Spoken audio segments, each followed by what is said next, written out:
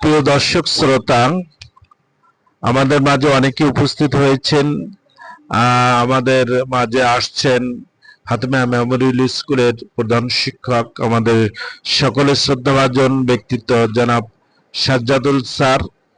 আমরা কিছুক্ষণ পরে লাইভে ঢুকবো, সাম্প্রতিক বিষয় নিয়ে একটু আলোচনা করব। এরপরে আমাদের অনেকে আছেন কবি সাহিত্যিক। তো এখন আমরা চলে যাচ্ছি আমাদের প্রকৃতির কবি কবি লোকমান হোসেন। তার আজকের কবিতার বিষয়, তার স্বরচিত কবিতা হলেন সুখ শান্তি। আসলে সেই চিরন্তন সুখ। আমরা জানি ছোটবেলায় একটা গল্প পড়েছিলাম, সুখী মানুষের জামা থাকে না। জানি না তার কবিতার মধ্যে কোন জিনিসটি প্রস্ফুটিত হয়েছে।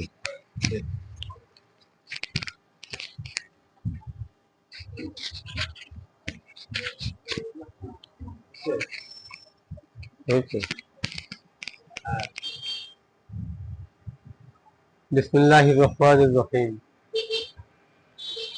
আমার আজকের কবিতার নাম সুখ শান্তি।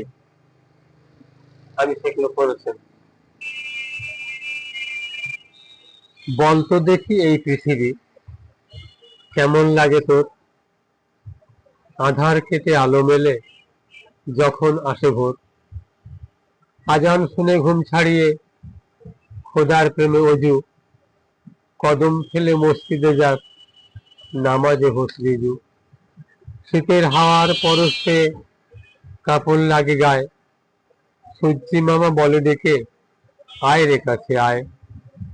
খেজুর রসের ভিজে পিঠে রোদে বসে খেতে, বছর ঘুরে আসে ফিরে মধুর স্বাদ দিতে।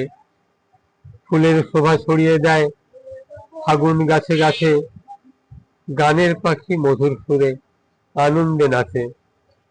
ফলে ফলে বৃক্ষ সাজে নানান রং মেলে, জামাই ষষ্ঠী ঘরে ঘরে মধু মাছ খেলে। গ্রীষ্ম দেয় তাপের দহন, ঘেমে থাকা সারাক্ষণ, মাঝে মাঝে দক্ষিণ হাওয়ায় জোড়ায় তনু মন। বৃষ্টি ঝরা সারা বেলা, কদম ফুলের হাসে, মাছ ধরা আর বল খেলায় আনন্দ রাশি রাশি।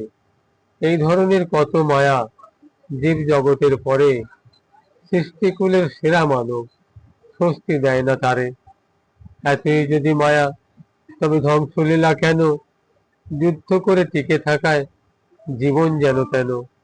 ধরণী আর মা জননীর কষ্টে জীবন গাথা, শান্তি সুখে ভরা হলো মায়ের কোলে মাথা।